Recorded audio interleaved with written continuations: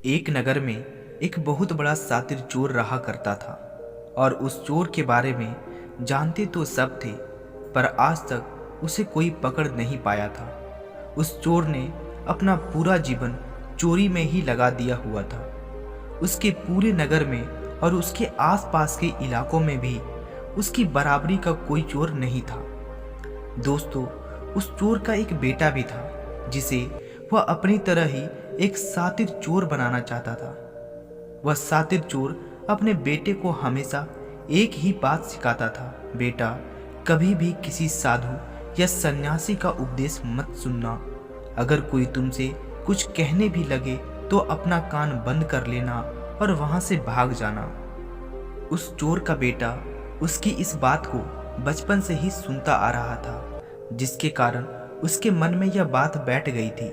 क्योंकि उस लड़के का पूरा ध्यान चोरी करने पर ही था, इसलिए वह भी अपने पिता की तरह एक शातिर चोर बन जाता है। हमारा ध्यान जिस भी चीज़ पर ज़्यादा होता है, हम उस चीज़ में माहिर हो जाते हैं। एक दिन वह चोर सोचता है कि छोटी मोटी चोरियां तो बहुत कर ली, क्यों ना आज राजा के महल में ही डाका डालूं। राजा के महल में चोरी करने के उद्देश्य से वह चोर महल की ओर चल पड़ता है। मार्ग में उसे कुछ लोगों की भीड़ नजर आती है। वह उस भीड़ को देखकर रुकता है और वह देखता है कि वे लोग क्या कर रहे हैं। जब वह चोर भीड़ के करीब जाता है तो वह देखता है कि सभी लोग एक एक करके सन्यासी के चरणों में गिरकर उनका आशीर्वाद ले रहे हैं। वो सन्यासी और कोई नहीं बल्कि गौतम बुद्ध थे। वह चोर गौतम बुद्ध को देखकर उनकी तरफ आकर्षित हो जाता है, क्योंकि उसने पहले कभी इतने तेजस्वी व्यक्ति को नहीं देखा था। अचानक उसे अपने पिता की बात याद आ जाती है कि साधु सन्यासी से दूर रहना चाहिए। एक बार वह यह सोचता है कि वह वहां से चला जाए, लेकिन फिर उसके मन में एक प्रश्न उठता है कि पिताजी ऐसा क्यों कहते थे। इस प्रश्न का उत्तर जानने के लिए वह चोर सभी लोगों के साथ बैठ जाता है और गौतम बुद्ध की उपदेश सुनने लग जाता है। बुद्ध उस उपदेश में झूठ बोलने की व्यर्थता और विश्वासघात के बारे में बताते हैं। उपदेश समाप्त होने के बाद वहां बैठे सभी लोग अपने अपने घर चले जाते हैं और वे चोर भी चोरी करने के लिए महल की ओर चल पड़ता है। रास्ते में चलते हुए चोर अपने मन में ही सोचता है कि क्यों ना आज उपदेश में कही हुई बातों को मानकर ही देख लिया जाए। उसके बाद वे चोर महल की दीवार से कूदकर जाने की बजाय महल के द्वार से ही अंदर प्रवेश करने लग जाता है। ऐसा करते देख महल का द्वारपाल उसे रोकता है और उससे पूछता है कि कौन हो भाई और कहाँ जा रहे हो। वह चोर द्वारपाल से कहता है कि मैं एक चोर हूँ और अंदर चोरी करने के लिए जा रहा हूँ। उस चोर की बात सुन द्वारपाल सोचता है कि महल का कोई एक नौकर होगा और मुझे मजाक कर रहा है। वैसे भी कोई चोर अपने आप को कभी चोर नहीं बताता है।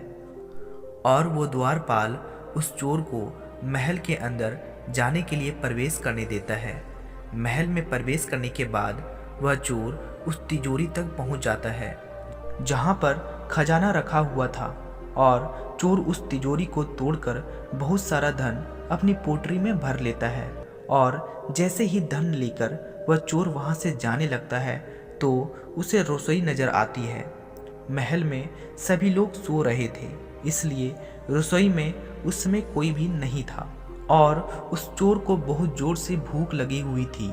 इसलिए वह चोर रसोई में जाता है और पेट भर के खाना खाता है। भोजन करके वह चोर वहां से जाने लगता है।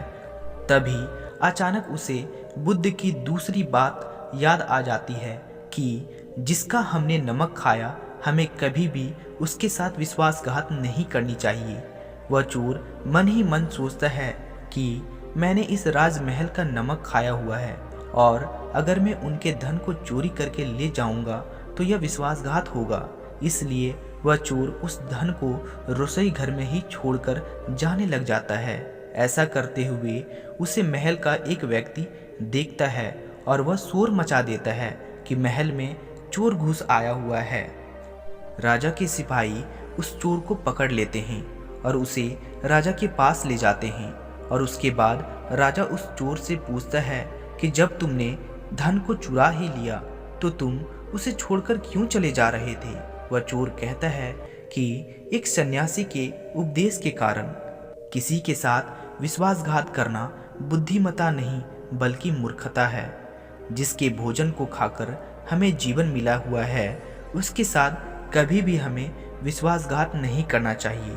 उस व्यक्ति की बात सुन राजा प्रभावित हो जाता है और उस चोर से कहता है, यदि तुम ऐसे उपदेश बचपन से ही सुनते आते तो तुम कभी चोर नहीं बनते। जाओ, मैं तुम्हें छोड़ता हूँ, लेकिन एक बात हमेशा याद रखना कि सही संगत और सही उपदेश ही व्यक्ति का जीवन बदल देते हैं। तो दोस्तों, यह कहानी आपको कैसी लगी? अगर यह कहानी आपको पसंद आई तो अपने दोस्तों के साथ इसे शेयर करना ना भूलिए। तो मिलते हैं फिर अगले वीडियो में।